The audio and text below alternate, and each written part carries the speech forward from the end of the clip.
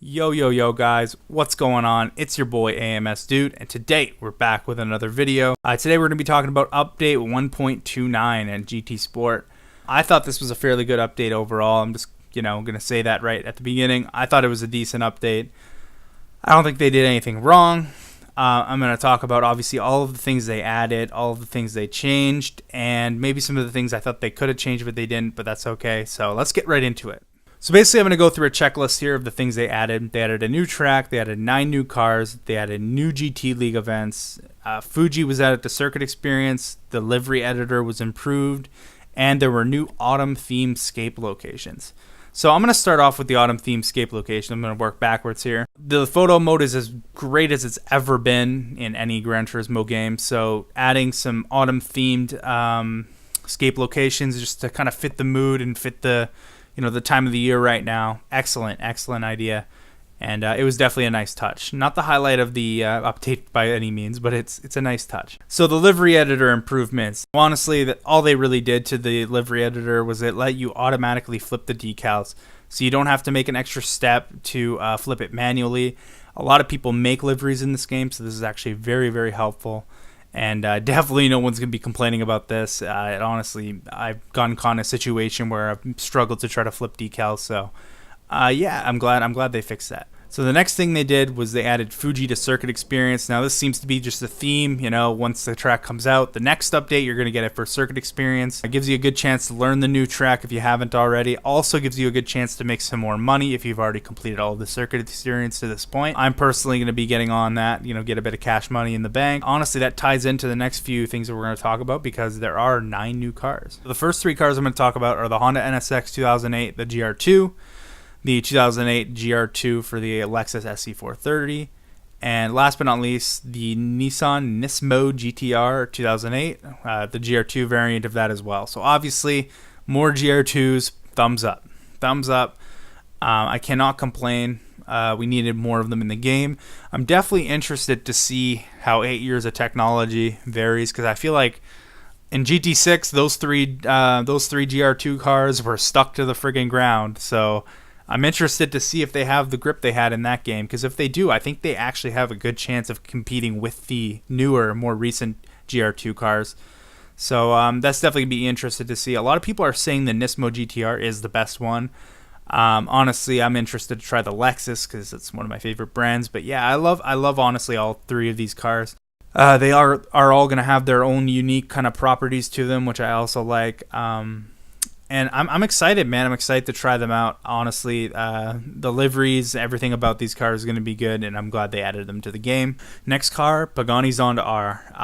Now, when I first saw this, I was happy. I was so happy to see the car in the game, and then I realized it was a Group X. Now, say what you will about Group X, I just feel like it's really unorganized, and it makes the cars, if you do any kind of competitive racing, completely obsolete. The next car they added was the Ferrari GTO from 1984. Oh man, I love this car. It's one of my favorite Ferraris of all time, honestly. A lot of people consider it the spiritual predecessor to the Ferrari F40. I would definitely agree with that. I think the car is a joy to drive, and I remember in Gran Turismo 6 it was one of the fastest cars in a straight line. So I'm glad they added that car to the game. Maserati Gran Turismo S 2008, another N400 car.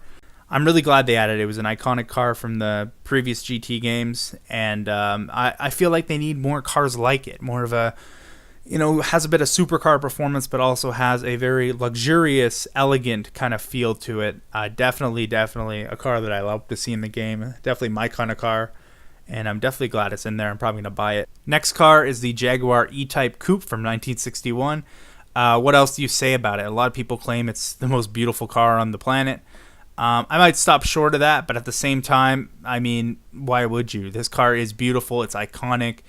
Honestly, it's just a remarkable piece of British engineering. So yeah, the next car we have here is a Subaru Impreza 22B STI version 98. Let's go. I love this car. I thought it was a great car in Gran Turismo 6. I thought it was a very popular car in Gran Turismo 6.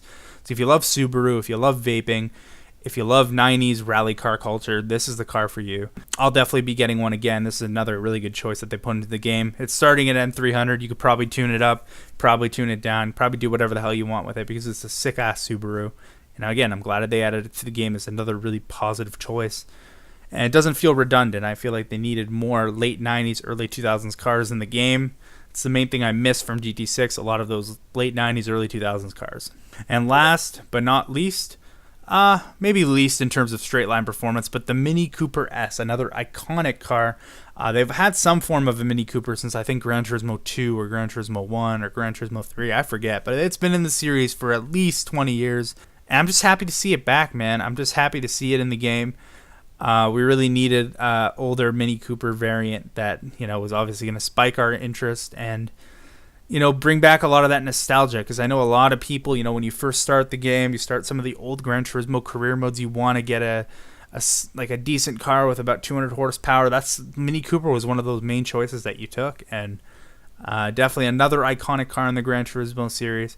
In general, I'm just happy they added 9 cars to the game once again. One of my main beefs with this game when it first came out was the lack of cars, but now they've added quite a few of them. I feel like this game's starting to feel like less of a prologue and more of a full, complete game. But we're not even done yet. We got one more thing to talk about, and that is the new track. So the new track they added was the Circuit de Barcelona Catalunya.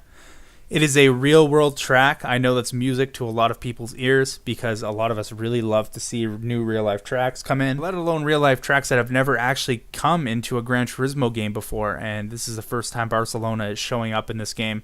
I think the track's great. I think the lighting looks great. I think the time of day variation is it's different, but it looks great. The course itself is really technical, and I know some people don't dig that, but honestly, once you feel like you're getting it right, you literally feel like a superstar on this track. And honestly, I can definitely appreciate the track. I think it's a great circuit, and it's another step in the right direction for the pursuit of content in Gran Turismo Sport. I mean, honestly, the 1.29 update, you can't really say anything bad about it. One thing I will gripe about a little bit is maybe the things that they could have changed or tweaked, not so much added, but changed or tweaked that could have made it better. Particularly the GR3 class, the 4GT, and the Porsche 911, in my opinion, are extremely overpowered. The 4GT mostly on higher speed tracks, but honestly, almost anywhere, it's fucking amazing. And the 911, kind of the same thing, except on lower speed tracks, seems to have the most traction.